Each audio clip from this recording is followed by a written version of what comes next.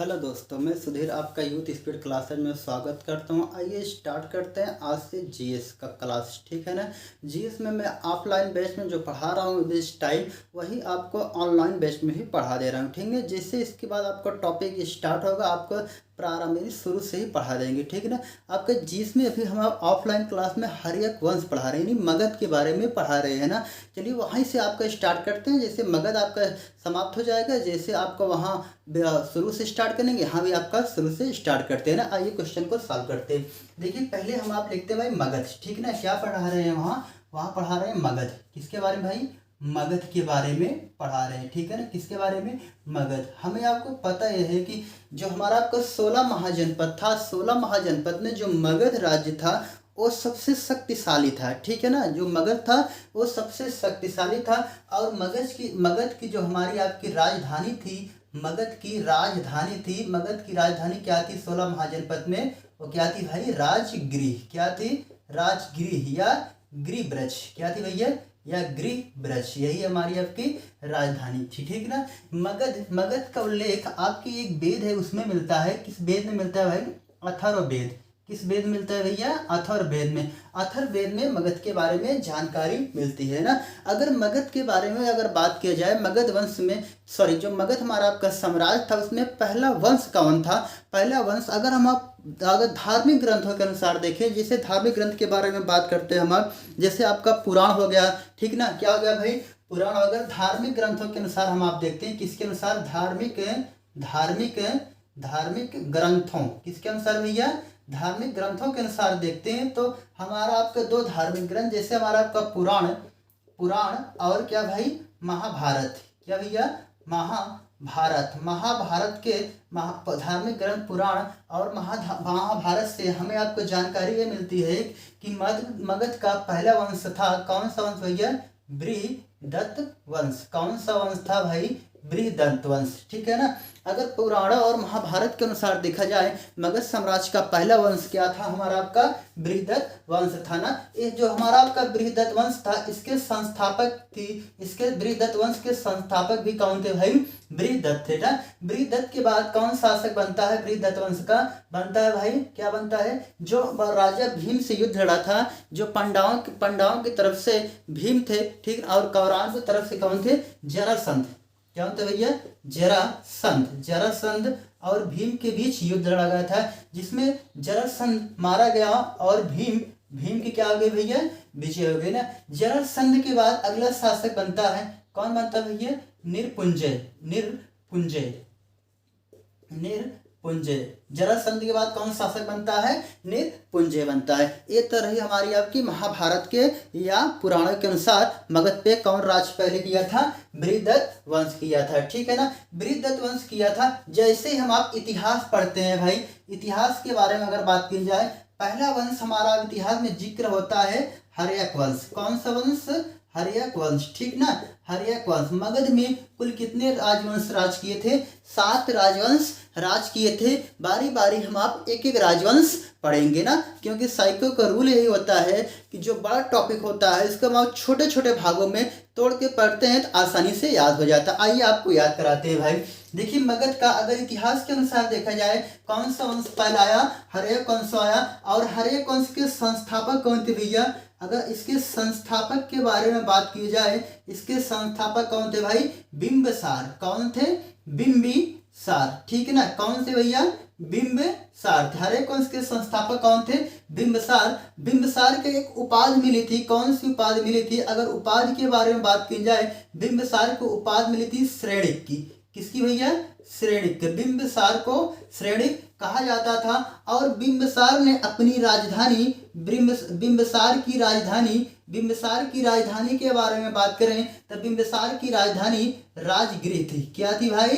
राजगृह या गृहब्रज थी। बिंबिसार ने गद्दी पर कब बैठा? अगर गद्दी के बारे में बात की जाए 545 बीसी हाँ सही है, 545 बीसी पर का गद्दी पर बैठा। ठीक, 545 बीसी में गद्दी पर बैठा। ये रही बिंबिसार के बारे में बात। बिंबिसार के बाद क्या आता है भाई, बिंबिसार का लड़का आता है, बिंबिसार का पुत्र। बिंबिसार का पुत्र कौन था भाई, अजातशत्रु। बिंबिसार का पुत्र आता है अजातशत्रु, अजातशत्रु। बिंबिसार का लड़का अजातशत्रु आता है। अजातशत्रु का शाब्दिक अर्थ क्या होता है, अजातशत्रु का शाब्दिक अर्थ होता है शत्रुओं को नाश करने वाला। क्या होता है, शत्रुओं को नाश करने वाला, शत्रुओं को नाश करने वाला, शत्रुओं को नाश करने वाला। अजातशत्रु का शाब्दिक अर्थ होता है शत्रुओं को नाश करने वाला। ठीक है ना। और अजातशत्रु को पितृहंता कहा जाता है। क्या कहा जाता है भाई, पितृहंता। पितृहंता कहा जाता है, इसलिए कहा जाता है क्योंकि इसने अपने पिताजी की हत्या कर दी थी। अजातशत्रु ने बिंबिसार की हत्या कर दी थी, इसलिए इसे इतिहास में अजातशत्रु को पितृहंता के नाम से जाना जाता है। और अजातशत्रु का शाब्दिक अर्थ क्या होता है, शत्रुओं को नाश करने वाला।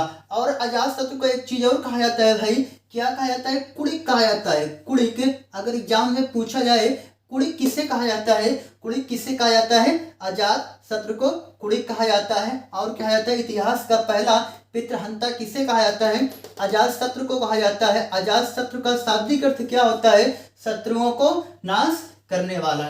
ठीक ना। ये रही भाई अजातशत्रु के बारे में। और अजातशत्रु ने युद्ध में 2 हथियार चलाए थे। युद्ध में कितने हथियार चलाए थे भाई, 2 हथियार चलाए थे। एक हथियार था रथ मूसल। क्या था भाई, रथ मूसल। कौन सा हथियार, रथ मूसल। दूसरा हथियार चलाए थे महाशिला कंठक। कौन सा हथियार, महाशिला कंठक। ये रही अजातशत्रु के बारे में। बस अजातशत्रु के बारे में इतना ही क्वेश्चन आपसे पूछा जाता है। अजातशत्रु का लड़का इसके बाद आता है भाई, अजातशत्रु का पुत्र कौन था भाई, उदयन। ठीक ना, उदयन। अजातशत्रु का लड़का कौन था भाई, उदयन। अगर इनके पिता के बारे में बात की जाए, भट्ट थे इनके पिता। अगर बिंबिसार के बारे में बात की जाए भाई, बिंबिसार जी के पिता कौन थे भाई, पिता कौन थे, भट्ट थे। ठीक है ना, भट्ट। पिता कौन थे भाई, भट्ट थे। ठीक ना, याद रहेगा। कई किताबों में भट्ट लिखा जाता है, किसी किताब में भट्टी लिखा जाता है। ठीक ना, इससे कंफ्यूज आप लोग मत होना। पिताजी के बारे में पता हो गया। देखिए बिंबिसार के पिता कौन थे, भट्ट। ठीक है ना। बिंबिसार की कौन सी उपाधि मिली थी, श्रेणी मिलती। बिंबिसार की राजधानी क्या थी, राजगिरी थी या गिरिबाज थी, बिंबिसार। ठीक है ना। बिंबिसार को राजगद्दी पर कब बैठाया गया, 545 बीसी में राजगद्दी पर बैठाया गया। बिंबिसार का पुत्र कौन था, अजातशत्रु था, जिन्होंने अपने पिताजी की हत्या कर दी थी। अजातशत्रु का शाब्दिक अर्थ होता है शत्रुओं को नाश करने वाला। अजातशत्रु को एक उपाधि मिली थी भाई, कुड़िक, और दूसरी क्या मिली थी, पितृहंता। इसलिए पितृहंता कहा गया क्योंकि इसने अपने पिताजी की हत्या कर दी थी। और अजातशत्रु ने युद्ध में 2 हथियार चलाए थे, एक रथ मूसल था, दूसरा क्या था भाई, महाशिला कंठक था। इतना अजातशत्रु के बारे में था। और अजातशत्रु का अगला पुत्र शासक बनता है भाई उदयन। उदयन ने क्या किया, अपने पिताजी की हत्या कर दी। उदयन ने अजातशत्रु की हत्या कर दी और अपनी राजधानी कहाँ ले गए भाई, पाटलिपुत्र। कहाँ ले गए भाई, पाटलिपुत्र। राजगिरी से पाटलिपुत्र। आपसे कहा जाए पाटलिपुत्र की नींव किसने डाली, तो किसने डाली भाई, उदयन डाली। ठीक ना। और उदयन ने भी अपने पिताजी की हत्या कर दी, इसलिए इतिहास का दूसरा पितृहंता कहा गया। किसे कहा गया भाई, उदयन को कहा गया। पितृहंता उदयन को भी कहा गया। ठीक ना। यहाँ तक भाई बात आपको शायद समझ में आ गई होगी। उसके बाद उदयन का पुत्र कौन आता है भाई, उदयन का पुत्र बताइए कौन आता है, उदयन का पुत्र आता है नागदशक। ठीक, इनका पुत्र कौन होता है भाई, नागदशक। ठीक है भैया। नागदशक कहा यह जाता है कि हर्यक वंश का अंतिम शासक कौन था, नागदशक था। ठीक है भाई। नागदशक जो था, देखिए उदयन ने क्या किया, अपने पुत्र की राजगद्दी दे दी। इसलिए गद्दी दे दिया क्योंकि इसे शक था कि कहीं नागदशक भी हमारी हत्या ना कर दे, क्योंकि हमने अपने पिताजी की हत्या कर दी और पिताजी ने अपने पिताजी की हत्या कर दी थी। कहीं ऐसा ना हो जाए मेरी हत्या मेरा पुत्र ना कर दे। इसी डर के मारे उदयन ने अपने पुत्र नागदशक को राजगद्दी दे दिया। लेकिन जो नागदशक था ये अयोग्य शासक था। इसका हत्या किसने कर दिया भाई, नागदशक का हत्या किसने कर दिया, शिशुनाग। किसने कर दिया भाई, शिशुनाग नाग, शिशुनाग ने कर दिया। जब शिशुनाग ने हत्या इसकी कर दिया तो क्या हुआ भाई, शिशुनाग ने हत्या करने के बाद एक वंश की स्थापना की। कौन सा वंश था, आपको याद होना चाहिए, याद होना चाहिए भाई, कौन सा वंश था, शिशुनाग वंश। कौन सा वंश था, शिशुनाग वंश। बोला जाए शिशुनाग वंश के संस्थापक कौन थे भाई, शिशुनाग वंश संस्थापक के बारे में बोला जाए शिशुनाग थे। यहाँ तक तो आप लोगों को याद हो गया होगा भाई, शिशुनाग वंश के संस्थापक कौन थे, शिशुनाग थे। आइए आगे हम आप बढ़ते हैं शिशुनाग के बाद। देखिए जो शिशुनाग वंश के संस्थापक कौन थे, शिशुनाग थे। बस थोड़ा सा इनके बारे में जानकारी लेना है शिशुनाग के बारे में। चलिए भाई शिशुनाग के बारे में हम आप देखते हैं, शिशुनाग, शिशुनाग के बारे में देखते हैं। अगर शिशुनाग वंश के संस्थापक शिशुनाग थे। अगला शासक आता है शिशुनाग के बाद कालाशोक। क्या होता है भाई, कालाशोक आता है। कालाशोक के समय क्या हुआ था भाई, द्वितीय बौद्ध संगीत हुआ था। किस जगह हुई थी द्वितीय बौद्ध संगीत, वैशाली में हुई थी। किस जगह हुई थी भाई, द्वितीय बौद्ध संगीत वैशाली में हुई थी। कालाशोक के बाद अगला शासक कौन बनता है भैया, आप लोग बताइए, नंदीवर्धन बनता है। कौन बनता है, नंदीवर्मन। कौन बनता है, नंदीवर्मन, जो शिशुनाग वंश का अंतिम शासक था। शिशुनाग वंश का अंतिम शासक कौन था, नंदीवर्मन। नंदीवर्मन की हत्या किसने कर दिया भाई, महापद्म नंद। किसने कर दिया भाई, महापद्म नंद इनके कौन थे भाई, आमत थे। जब महापद्म नंद ने इनकी हत्या कर दी तो इसने क्या कर दिया भाई, नंद वंश की स्थापना कर दिया। इसका भाई, नंद वंश की स्थापना कर दिया। ठीक है ना, महापद्म नंद ने क्या कर दिया, नंद वंश की स्थापना कर दिया। महापद्म नंद को एक उपाधि मिली थी भाई, भार्गव। क्या मिला था, भार्गव। भार्गव का मतलब क्या होता है, परशुराम। ठीक है ना, भार्गव का मतलब क्या होता है, परशुराम। आगे हम आप देखते हैं भाई, आगे कहा जाता है महापद्म नंद को सर्व छत्रांग। क्या कहा था भाई, सर्व छत्रांग, क्षत्रियों को नाश करने वाला। ठीक है ना, भार्गव कहा जाता है, सर्व छत्रांग कहा जाता है, क्षत्रियों को नाश करने वाला। और एक उपाधि मिली थी एक राट की, एक राट की भी उपाधि। महापद्म नंद को भार्गव कहा जाता है। भार्गव मतलब होता है परशुराम के समान, और महापद्म नंद मतलब सर्व छत्रांग, क्षत्रियों को नाश करने वाला।